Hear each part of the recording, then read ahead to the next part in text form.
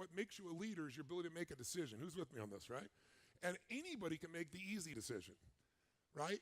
So what makes you a leader is you can make the tough decisions. And what makes you a leader is you make the decision. What makes you a great leader is, I may be wrong, but if I have to wait till everything's resolved, nothing's going to get resolved.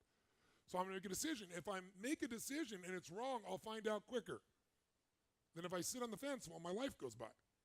I remember I've shared this with maybe a few of you before, but years and years ago when we had the big Gulf War, Generals, Norman Schwarzkopf's a friend of mine who passed away a few years ago, and I used to bring him in to talk about leadership.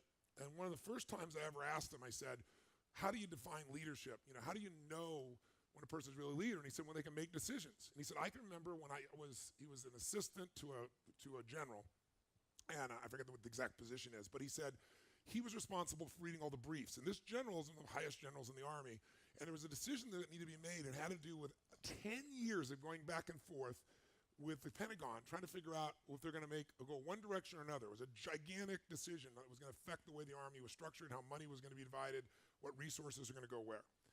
And he said they brought in this group of 20 people in, and they had this 2-hour meeting, and everybody got up and pitched their side of what they thought was right. And at the end, when it was completely done, the general said, has everyone said their piece? He said, yes. He said, do this. It was plan A or plan B, whatever it was, out of the 3 choices they had.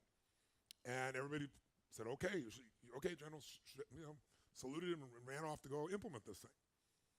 And Schwarzkopf said he was freaking out because he knew there's no way that general could have read everything even he'd read, and this was such a complex piece, and there was only 2 hours, and everybody gave their best, but oh my God, there's so many things to consider. And so he finally got up enough courage, he said, to go to the general and said, General, so he said, permission to speak freely. He said, ease, speak freely.